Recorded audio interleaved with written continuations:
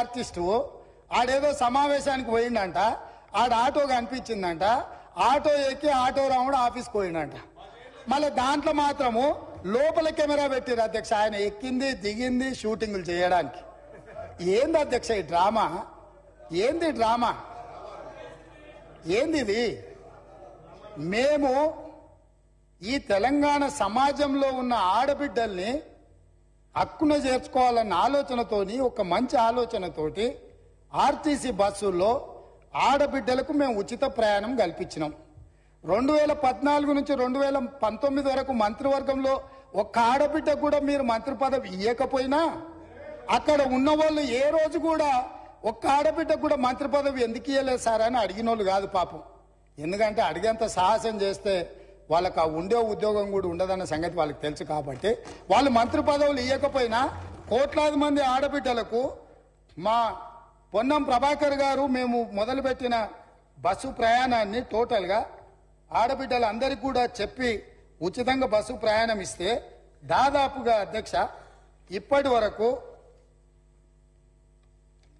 15,21,00,000 ప్రయాణాలు ఆడబిడ్డలు ఉపయోగించుకున్నారు. 535.52 కోట్ల రూపాయలు ఇప్పటి వరకు ప్రభుత్వం ఆడబిడ్డల కోసం ఖర్చు పెట్టింది అధ్యక్ష.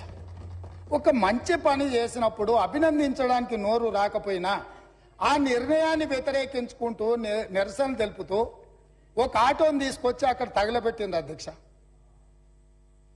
కిరాయి పైసలే వెళ్తలేవు, సంసారం నడుస్తలేదన్న ఆటో డ్రైవరు ఆటో తగలబెట్టిందంటే ఆటో తగలబెట్టడానికి ఎన్ని పైసలు కావాలి అధ్యక్ష?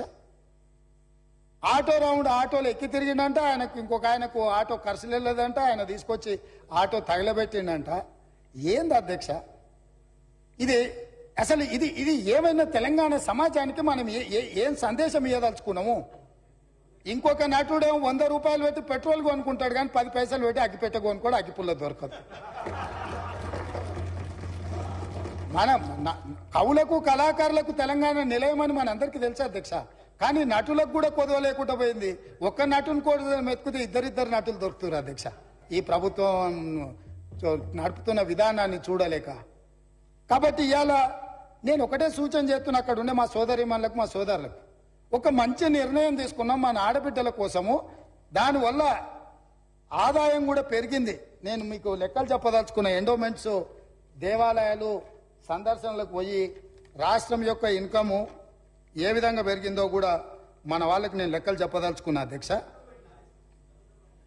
ఆడబిడ్డలు బస్సు ప్రయాణాన్ని ఉపయోగించుకొని ఎక్కువ దైవ దర్శనాలు చేసుకోవడం వల్ల దేవాదాయ శాఖ యొక్క ఆదాయము నవంబర్లో